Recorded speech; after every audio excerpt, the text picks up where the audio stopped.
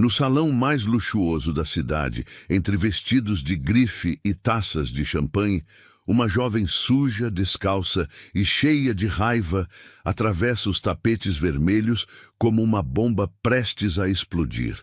Ela não tinha convite, nem sobrenome nobre, mas tinha algo mais poderoso. A verdade atravessada na garganta e um passado destruído nas costas. Quando apontou o dedo para o homem mais rico daquele salão, não buscava dinheiro, nem fama. Só queria que todos soubessem quem ele era de verdade. Mas naquela noite, não foi ela quem chocou os presentes. Foi o filho do bilionário, que fez algo que ninguém esperava.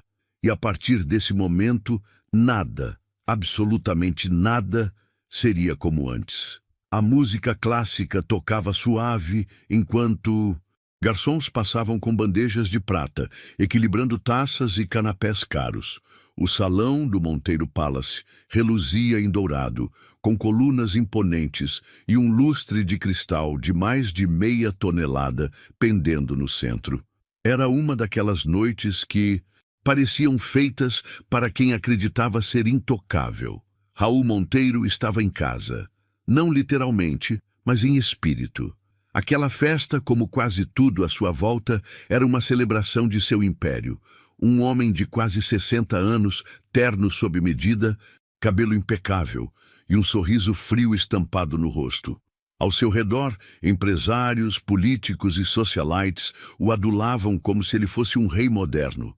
Entre brindes e risadas forçadas, ninguém notou de imediato a figura franzina que entrou pela porta lateral do salão, Luna. A roupa surrada chamava a atenção como um grito. O rosto jovem, marcado pela poeira e pelo cansaço, contrastava com a opulência ao redor. Por um segundo, os olhares se dividiram entre o vestido da herdeira, mais nova de um banqueiro, e aquela intrusa sem nome. O silêncio caiu como um trovão. "O que essa garota está fazendo aqui?" sussurrou uma senhora com joias nos dentes. Mas Luna não parecia ouvir.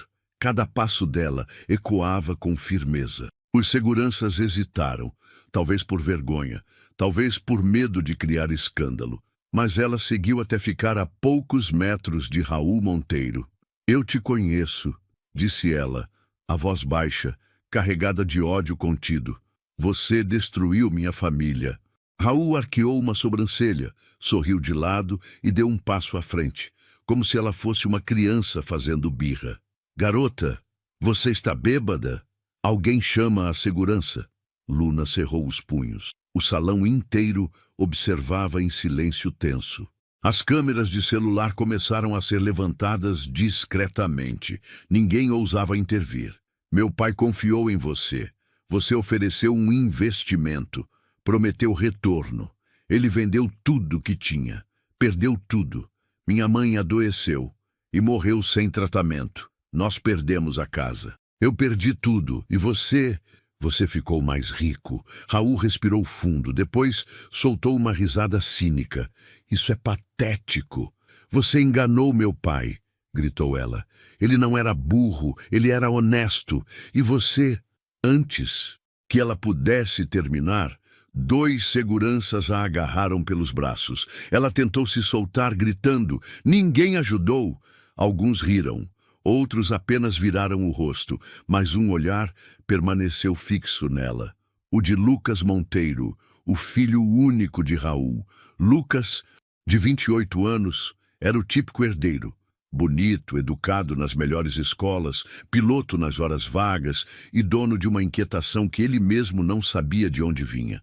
Aquela noite, ele não sorria. Estava apenas observando. E o que viu o atingiu como um soco no estômago. Enquanto Luna era arrastada para fora, gritando que tinha provas, que sabia o que Raul fazia por trás das empresas de fachada, que outras famílias tinham passado pelo mesmo, Lucas sentiu o chão se mover.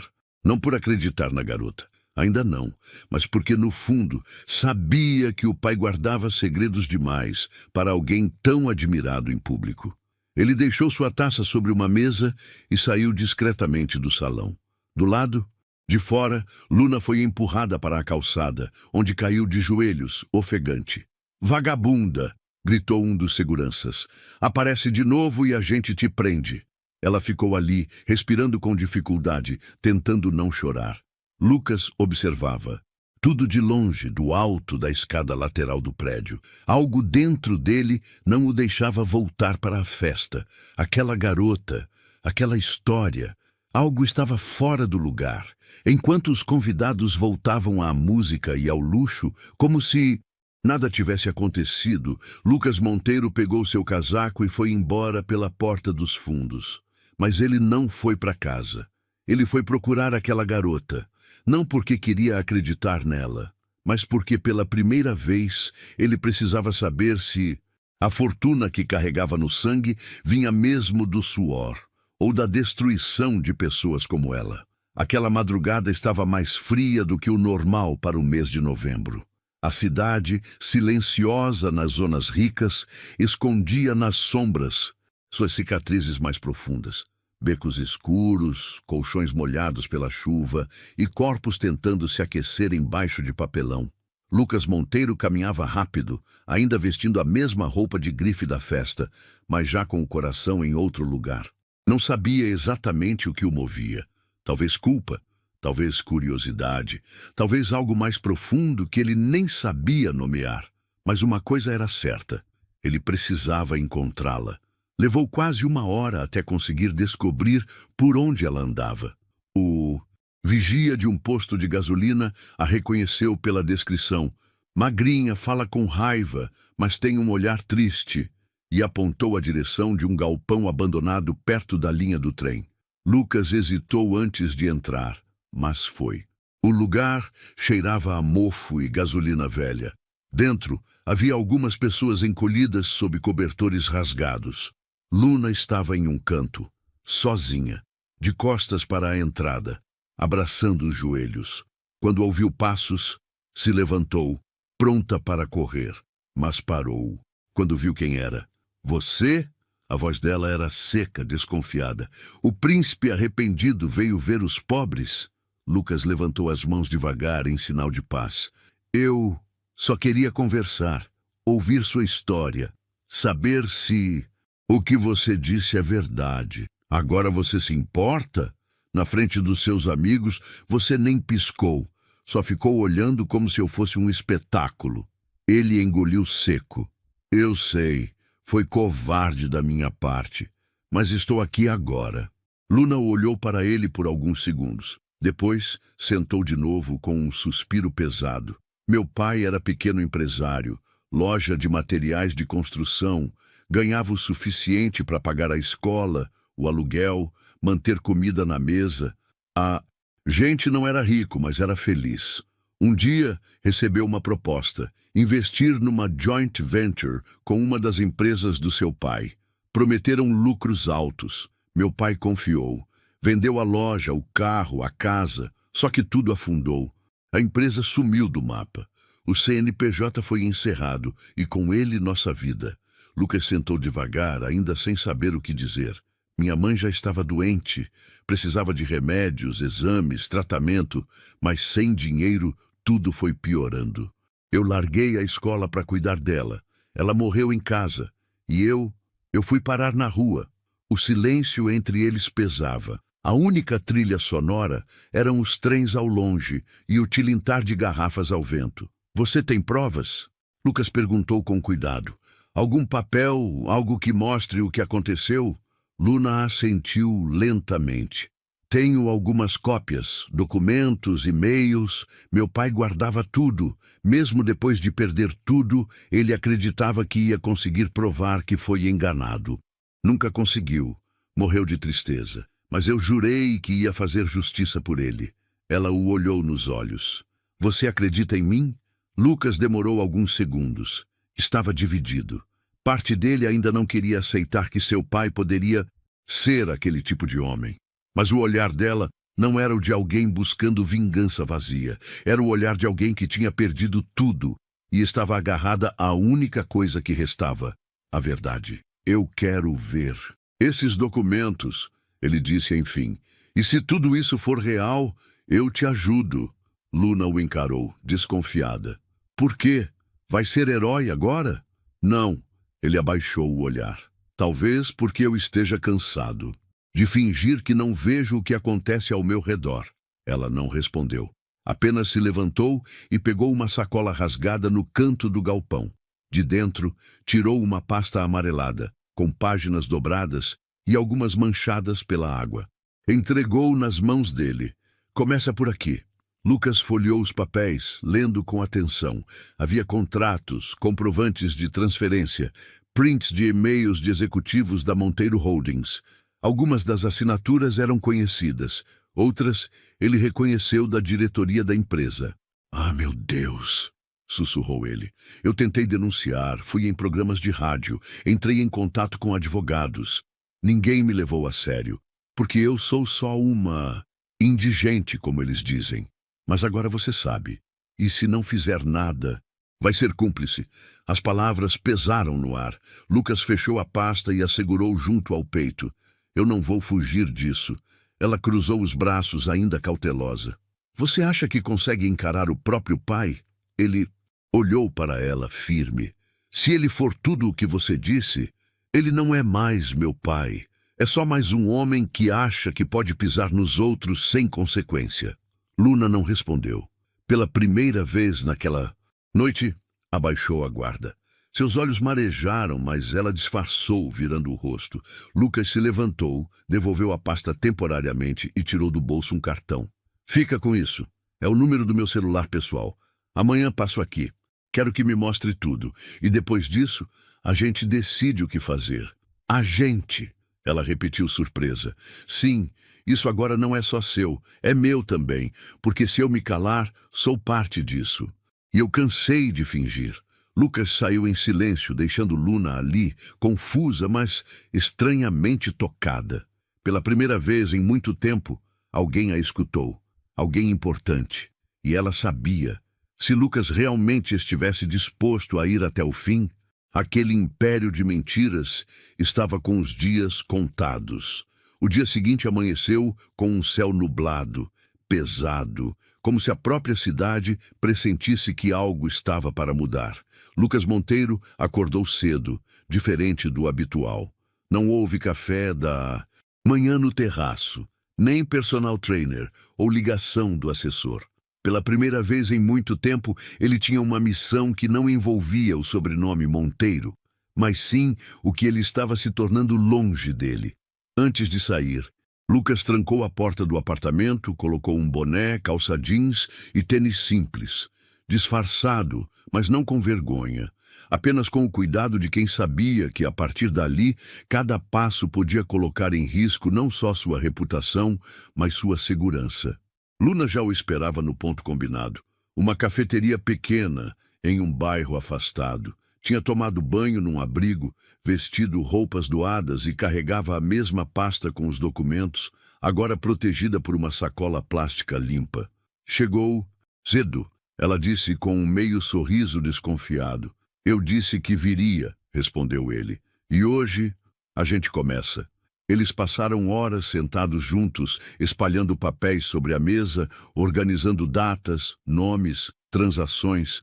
Luna explicava com clareza assustadora tudo o que tinha descoberto nos últimos 2 anos. Tinha anotado conexões entre empresas de fachada, reuniões escondidas e movimentações financeiras que ninguém da imprensa parecia perceber.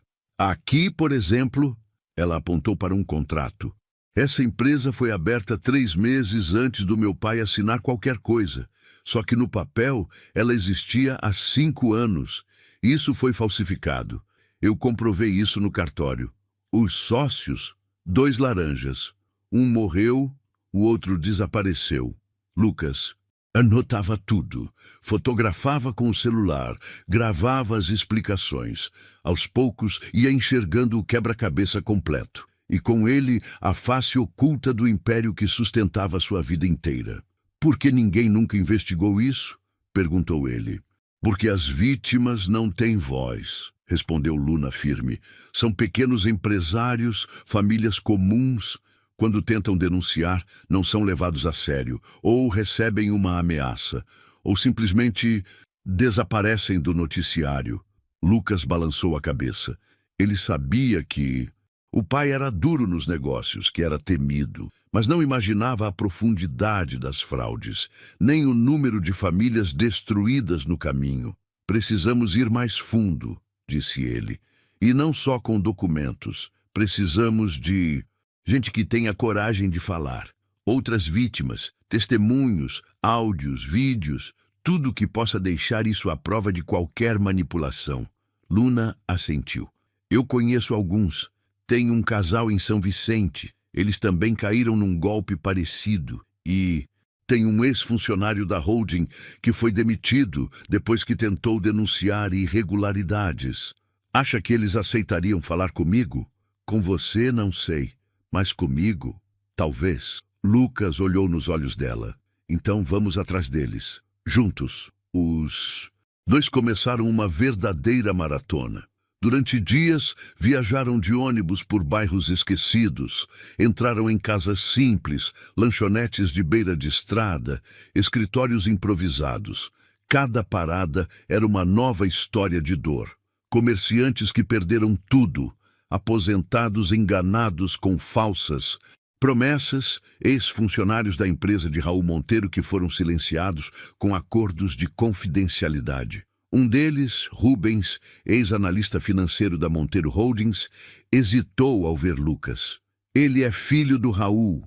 Vocês acham que eu sou idiota? Mas Luna foi firme. Ele está aqui contra o pai, e eu confio nele. Rubens respirou fundo e entregou um pendrive. Guardei isso por segurança.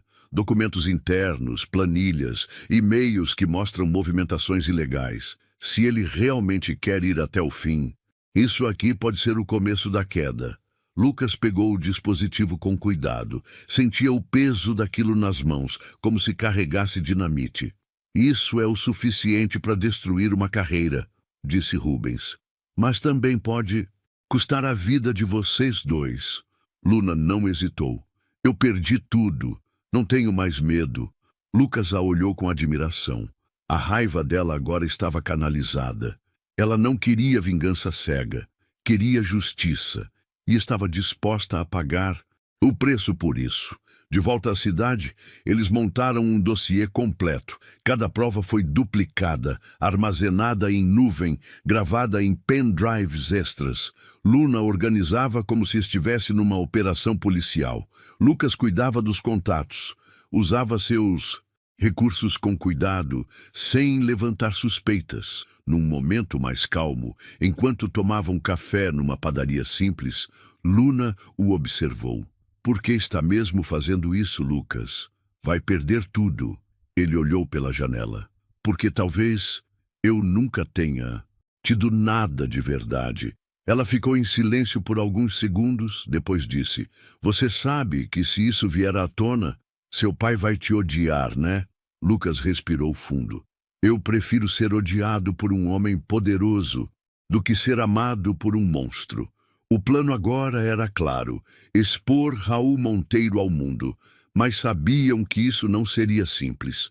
O empresário tinha aliados, advogados, contatos na imprensa.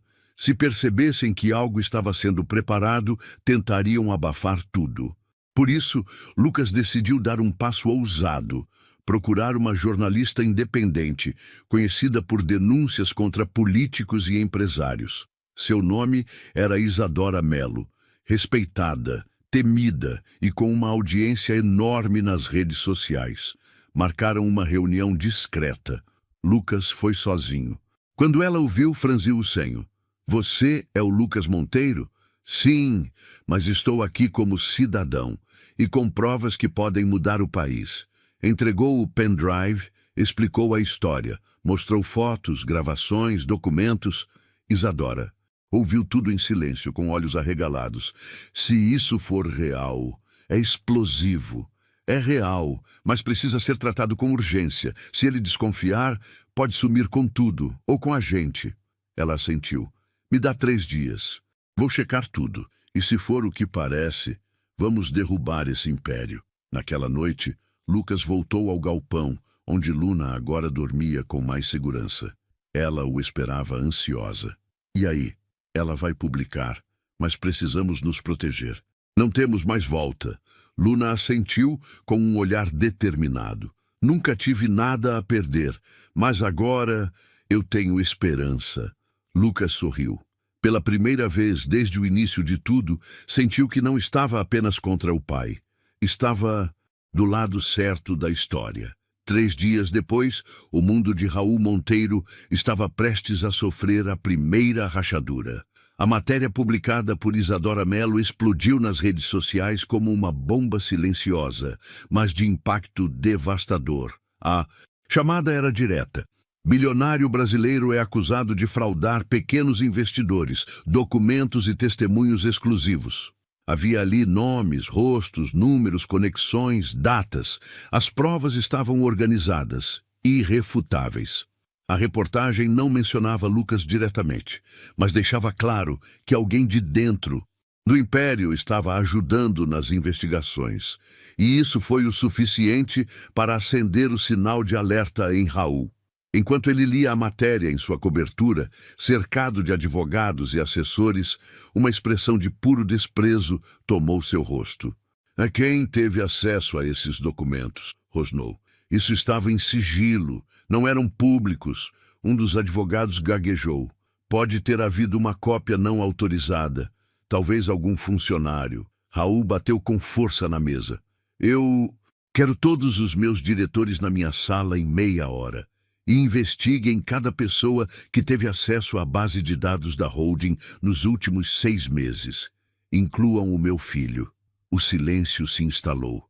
"O quê?" perguntou o outro assessor. "Isso mesmo, o Lucas. Ele andou estranho nas últimas semanas. Se tiver algo a ver com isso, ele vai se arrepender." Enquanto isso, do outro lado da cidade, Lucas e Luna acompanhavam tudo de um pequeno notebook no quarto, alugado por Lucas para mantê-los longe dos olhos da empresa.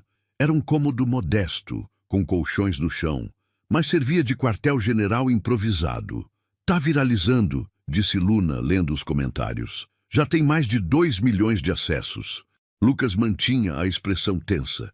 Sabia que era só o começo, mas também sabia que agora não podiam mais parar. "Ele vai reagir", disse. "Vai tentar desacreditar as vítimas, vai chamar os melhores advogados, vai dizer que tudo é mentira. E vai tentar descobrir quem vazou." Lucas a olhou firme. "A gente precisa acelerar." Os dois começaram a aprofundar as investigações. Descobriram que as fraudes iam muito além de contratos enganosos. Raul havia montado uma teia de corrupção que envolvia políticos, fiscais, auditores e até bancos. Num dos arquivos enviados por Rubens, havia um dossiê completo de operações ilegais em paraísos fiscais, transferências milionárias para contas nas Ilhas Cayman, documentos de offshores ligadas a familiares e até contratos forjados com obras públicas superfaturadas. "Isso não é só fraude comercial", murmurou Lucas. "Isso é crime federal." Luna olhou para ele, alarmada. "Acha que ele pode fugir?" "Raul Monteiro não foge, ele compra. E se não conseguir comprar, ele destrói." No dia seguinte, a retaliação começou. A imprensa ligada a Raul soltou notas desmentindo a matéria de Isadora, chamando-a de jornalismo sensacionalista.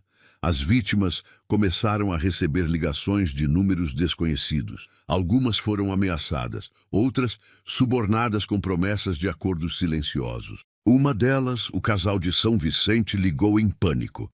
"Apareceu um carro preto na nossa rua. Não desceu ninguém, mas ficou parado por 2 horas. Depois, uma mulher bateu aqui oferecendo um acordo amigável." Luna respondeu firme: "Não aceitem. Gravem tudo. A gente está protegendo vocês." Lucas ficou em silêncio por um instante. Sabia que precisavam fazer mais. Precisamos de uma bomba maior, algo que ele não consiga negar, algo vindo da boca dele. Tipo, uma confissão? Ele assentiu. "Sim, mas tem que ser espontânea, autêntica e gravada." Lucas teve uma ideia arriscada. Voltou à mansão dos Monteiro como se nada estivesse acontecendo. Disse aos seguranças que queria apenas falar com o pai.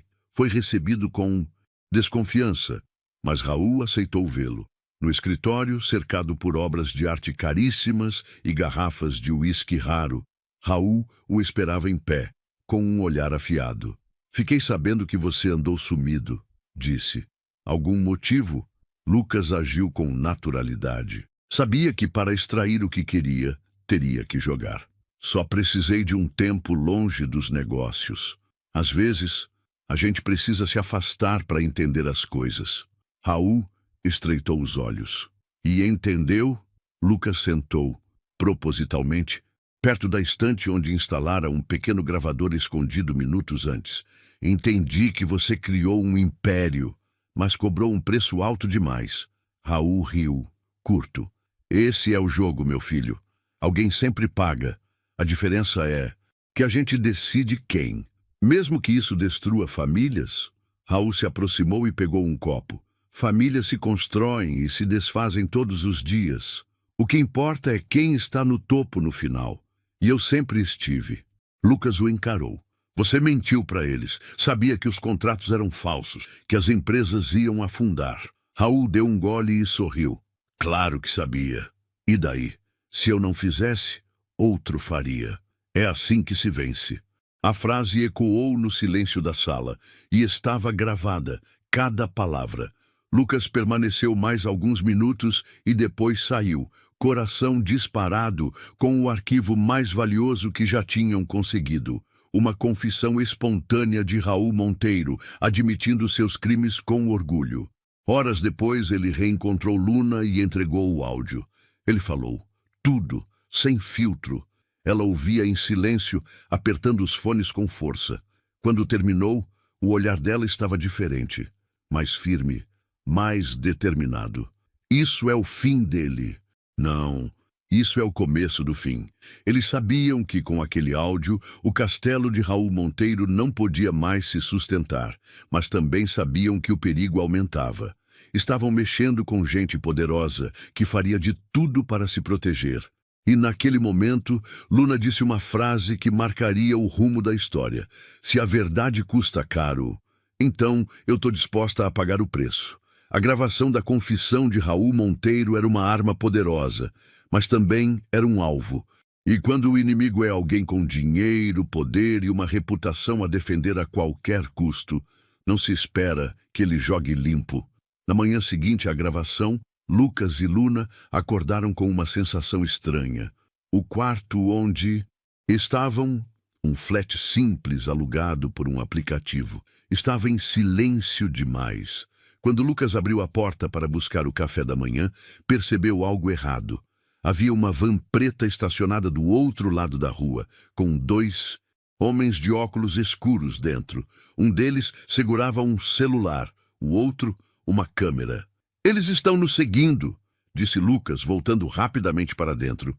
Luna se aproximou da janela com o olhar frio de quem já tinha vivido o pior. Isso é só o começo. Nos dias seguintes, o cerco apertou. Um dos celulares de Lucas foi hackeado. Um e-mail falso, se passando por Isadora Mello, tentou atrair Luna para uma entrevista exclusiva, num endereço que, mais tarde, eles descobriram ser um prédio abandonado. E o mais assustador, uma denúncia anônima chegou à polícia, alegando que Luna fazia parte de uma quadrilha de estelionatários. Ela foi abordada na rua, algemada e levada à delegacia. Não chorou, não gritou, mas o olhar dela, ao ver Lucas chegando com um advogado, dizia tudo. Estavam tentando calá-la. Você tá bem? Ele perguntou assim que conseguiu falar com ela na sala reservada. Isso é o que eles fazem. Me jogam de volta para a lama. Acham que, se me pintarem de bandida, ninguém mais vai ouvir minha voz. O advogado, pago discretamente por Lucas, conseguiu tirá-la no mesmo dia. A acusação era frágil, sem provas, mas o recado estava dado. Raul Monteiro estava jogando pesado. De volta ao esconderijo improvisado, Luna estava abalada. Pela primeira vez desde que se conheceram, ela pensou em desistir. Eu não sou ninguém, Lucas. Eu não tenho sobrenome. Se me prenderem de verdade, ninguém vai se importar. Eu sumo e viro estatística. Lucas sentou ao lado dela, segurando suas mãos com firmeza. Você é alguém, e agora você não está mais sozinha. Ela desviou o olhar, os olhos marejados. Não era fraqueza, era cansaço de ser desacreditada, apagada, humilhada. Meu pai morreu tentando provar a verdade. Eu não quero morrer tentando fazer o mesmo. Você não vai, eu prometo. Mas Lucas sabia que prometer segurança era perigoso. Por isso, tomou uma decisão. Entregou uma cópia de todo o material para um advogado de confiança, com instruções claras para divulgar tudo caso algo acontecesse com ele ou Luna. A gente precisa blindar essa verdade, explicou. Se eles acharem que podem nos calar, vão tentar de novo. Mas se souberem que mesmo que nos tirem daqui, as provas vão continuar, talvez recuem. Luna assentiu em silêncio. Estava reaprendendo a confiar. Não em um sistema, não na justiça formal, mas nas pessoas certas. Enquanto isso, Raul se reunia com seu time jurídico. A gravação que Lucas havia conseguido ainda não era pública, mas rumores corriam entre os bastidores da mídia. E ele sabia, se aquilo viesse à tona, não teria como escapar. Precisamos achar o ponto fraco do meu filho, disse Raul furioso. Alguma coisa que o faça parar. Ele não vai me destruir. Um dos advogados hesitou antes de falar. Senhor, o que seu filho está fazendo não é só traição. É rebelião. É pessoal. Está com a opinião pública. Eu criei esse garoto, dei tudo para ele. E ele joga meu nome na lama por causa de uma vagabunda de rua? Raul respirava fundo, lutando contra a raiva. Quero uma investigação completa. Amizades, movimentações bancárias, redes sociais, tudo. A gente vai virar esse jogo. Do outro lado da cidade, Lucas e Luna se encontraram com Isadora Melo novamente. Ela ouvira rumores sobre tentativas de silenciamento. Estão tentando minar sua imagem, Luna. A denúncia falsa. Isso é clássico. Mas vocês têm algo poderoso agora, a gravação. E o país inteiro está prestando atenção. Luna cruzou os braços. Mas se divulgarmos agora, ele pode sumir, levar dinheiro, destruir provas. Isadora assentiu. Exatamente. Por isso, temos que montar uma operação sincronizada. Jogar tudo de uma vez. Áudio, documentos, testemunhos, dossiê e acionar a justiça simultaneamente. A imprensa pode abrir o caminho, mas quem tem que bater o martelo é o Ministério Público. Lucas olhou para as telas no laptop da jornalista. As peças estavam no lugar. Faltava o momento certo, e ele chegou antes do que esperavam. 2 dias depois, Raul Monteiro convocou uma coletiva de imprensa às pressas. Tentaria se defender antes que as provas fossem expostas. Isso é uma conspiração contra meu nome, minha empresa e minha família, disse em tom indignado. Estamos tomando todas as medidas legais cabíveis. Mas antes que a coletiva terminasse, a jornalista Isadora publicou o áudio completo da confissão, junto com o vídeo de Lucas entregando o dossiê ao Ministério Público. A notícia viralizou em minutos. Raul Monteiro admite fraude e manipulação de contratos. O império começou a ruir. A coletiva terminou em caos. E a verdade, antes silenciada, agora falava mais alto que qualquer advogado de luxo. Luna assistiu à repercussão com lágrimas nos olhos. A gente conseguiu? Lucas respondeu com firmeza. A gente começou. Agora é ele quem vai correr. Mas ambos sabiam que o mais difícil ainda estava por vir. Porque quando um império cai, ele faz barulho. E os escombros podem machucar quem estiver por perto. O vídeo foi publicado numa manhã de quarta-feira, às 9h12 da manhã. Em menos de 5 minutos, já estava no topo dos assuntos mais comentados do país. As redes sociais se inflaram com reações de choque, indignação e alívio. Confusão. O Império Monteiro construído sobre fraudes e destruição. O vídeo era direto. Começava com o áudio de Raul gravado por Lucas, onde ele dizia, sem rodeios, claro que sabia. E daí, se eu não fizesse, outro faria. É assim que se vence. Depois, o vídeo mostrava imagens das vítimas, trechos de documentos, dados bancários, nomes de empresas fantasmas, a cronologia dos golpes e os rostos por trás das histórias enterradas. Na sequência, a jornalista Isadora Mello aparecia. O que você vai ver agora é fruto de uma investigação independente feita com ajuda de vítimas, ex-funcionários e um denunciante que preferiu o anonimato. Raul Monteiro pode ser um nome poderoso, mas ninguém está acima da verdade. As pessoas reagiram com raiva, comovidas pelas histórias de famílias arruinadas. As vítimas começaram a falar, a dar entrevistas, a contar publicamente o que sempre foi silenciado. Luna, antes invisível, agora era ouvida. Ela apareceu na TV pela primeira vez, de forma discreta, ao lado de Lucas, de rosto parcialmente coberto. Eu não fiz isso por vingança. Fiz por justiça. E por todas as pessoas que perderam tudo sem merecer. O que destruiu minha vida não foi o azar, foi a ganância. E isso precisa ter consequência. Do outro lado da cidade, Raul assistia à própria queda. De dentro do escritório, sozinho. O telefone tocava sem parar. Advogados, investidores, amigos. A maioria queria apenas uma coisa: distância.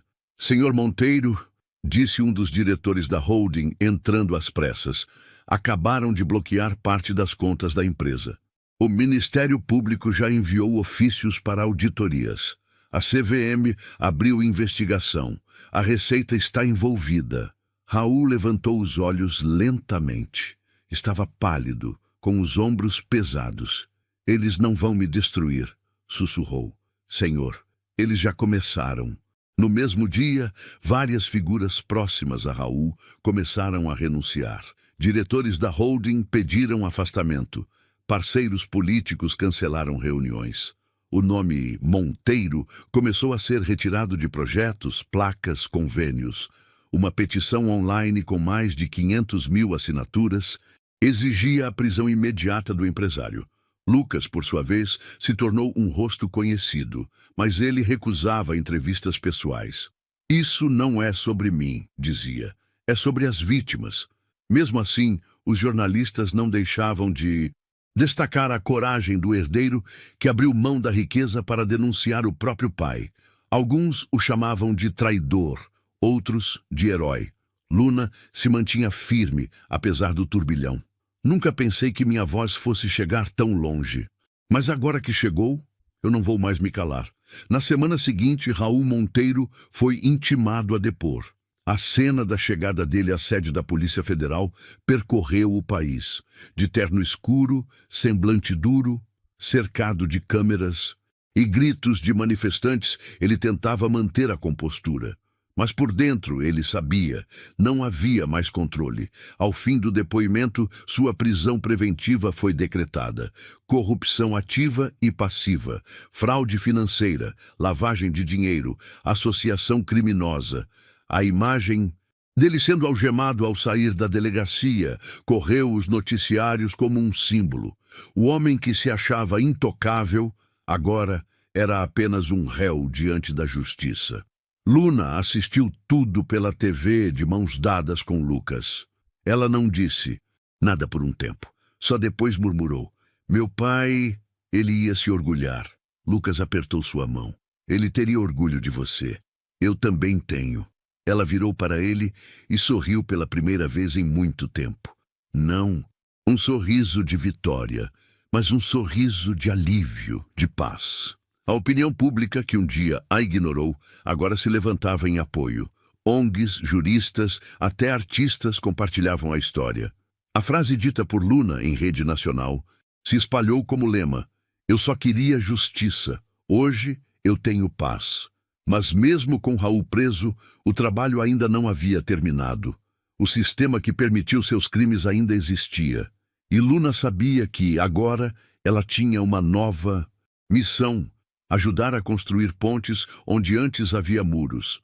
Lucas, por sua vez, se afastou dos negócios, das câmeras, do sobrenome, não por vergonha, mas por libertação.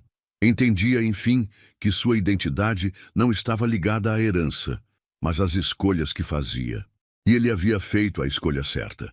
Era uma manhã comum para a maioria das pessoas. O trânsito fluía, os cafés serviam pão na chapa e as crianças iam para a escola como se nada estivesse acontecendo. Mas, nos bastidores da cidade, algo extraordinário estava prestes a acontecer. O julgamento de Raul Monteiro havia começado. O fórum estava cercado por repórteres, câmeras e populares. Gente que um dia temeu, invejou ou idolatrava o bilionário, agora o observava de outro jeito, como um criminoso que enfim enfrentava as consequências. Raul chegou algemado, de cabeça erguida, cercado por advogados que ainda tentavam sustentar o que já era insustentável. Mesmo com os cabelos grisalhos bem penteados e o terno caro, ele parecia menor. Menor do que o homem que se achava acima de tudo. Nas arquibancadas do plenário, sentados discretamente entre a multidão, estavam Luna e Lucas, sem holofotes, sem seguranças, sem destaque, mas com a força de quem atravessou a lama e saiu de pé. O juiz era direto, sem paciência para rodeios. A promotoria apresentava provas, áudios, documentos, testemunhos. Cada frase parecia um prego a mais no caixão jurídico de Raul Monteiro. Senhor Raul Monteiro, o senhor tem plena ciência de que os documentos apresentados comprovam a manipulação de contratos, a criação de empresas de fachada e a destruição financeira de centenas de brasileiros? Raul respirou fundo. Ainda tentava manter a altivez. Os negócios envolvem riscos. Essas pessoas sabiam no que estavam se metendo. O murmúrio no plenário foi imediato. O juiz bateu o martelo. Silêncio. Luna sentiu o sangue ferver, mas Lucas segurou sua mão. Ela respirou fundo. Não valia a pena cair na provocação. A justiça agora falava por eles. O clímax do julgamento foi quando a promotora pediu que o áudio da confissão fosse reproduzido em público. A sala ficou em silêncio. Claro que sabia. E daí? Se eu não fizesse, outro faria. É assim que se vence. As palavras de Raul ecoaram como um soco no peito de todos ali. Era impossível negar, impossível justificar. O rosto dele endureceu. Pela primeira vez, parecia entender que não sairia dali ileso. Horas depois, o juiz fez o pronunciamento. Após análise de todas as provas apresentadas, este tribunal considera o réu Raul Monteiro culpado pelos crimes de fraude, associação criminosa, corrupção ativa e lavagem de dinheiro. A sentença será de 38 anos de reclusão, com regime inicialmente fechado. O barulho de digitação dos jornalistas foi abafado apenas por uma coisa: o silêncio de Raul Monteiro sendo retirado da sala. Ele não olhou para ninguém, nem para Lucas, nem para Luna. Foi embora como chegou, arrogante, mas agora vencido. Do lado de fora do fórum, Luna foi abordada por dezenas de pessoas, vítimas, curiosos, gente comum que a reconhecia. Você foi corajosa. Minha mãe também perdeu tudo para esse homem. Obrigado por fazer o que ninguém teve coragem. Você é um exemplo. Ela ouvia tudo, emocionada, mas dizia pouco, até que um repórter colocou o microfone em sua frente. Luna, o que você diria agora, após ver Raul Monteiro sendo condenado? Ela respirou fundo e respondeu, com a voz firme: eu não queria vingança, eu queria paz, e hoje, finalmente eu tenho. Lucas, de pé ao seu lado, colocou a mão sobre o ombro dela. Ele não precisava dizer nada. O olhar já dizia tudo. Admiração, respeito, amor.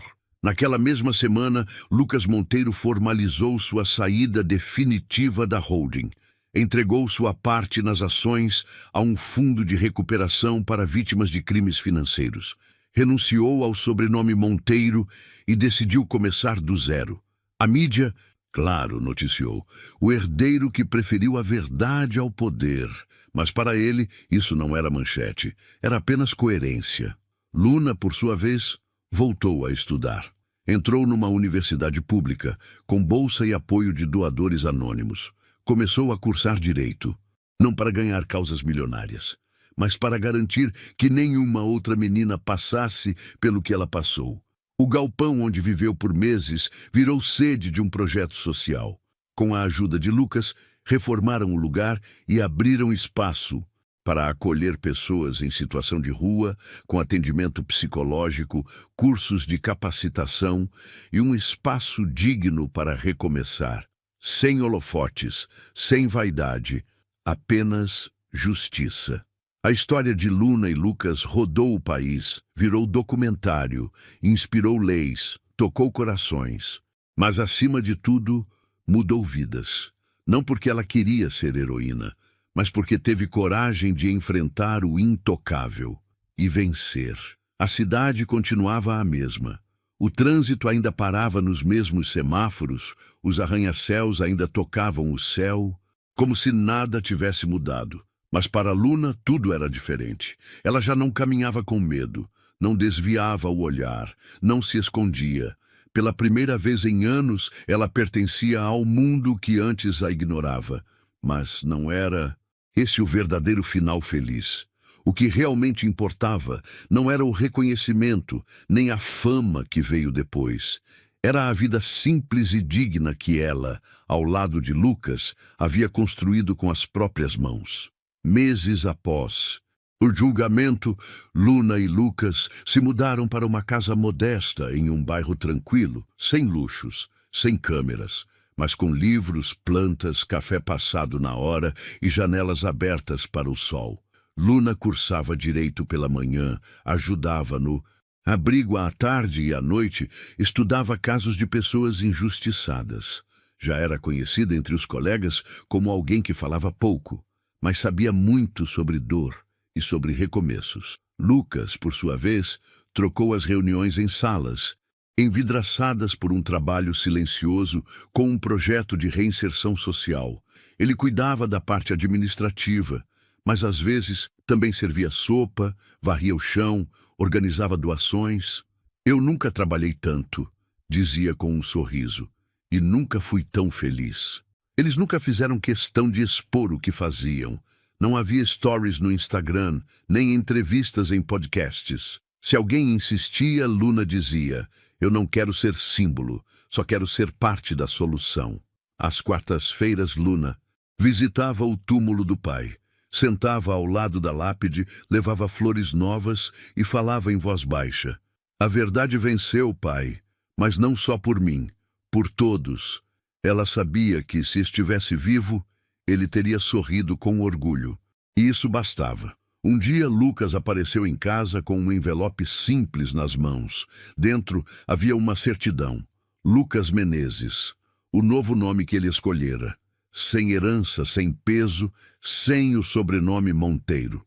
É só um papel, disse ele, mas é a minha forma de dizer que a justiça começa por dentro. Luna o abraçou, com os olhos marejados. Não pelo nome, mas pela coragem. Juntos continuaram o trabalho.